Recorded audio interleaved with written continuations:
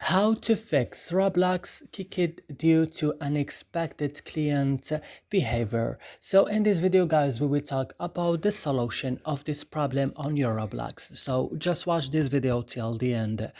So first you have to go and open the settings of your phone. After this, go directly in open apps option, and here you have to search only for Roblox. Then when you found Roblox guys, just open it like this and then go to storage and go to the last button, clear data.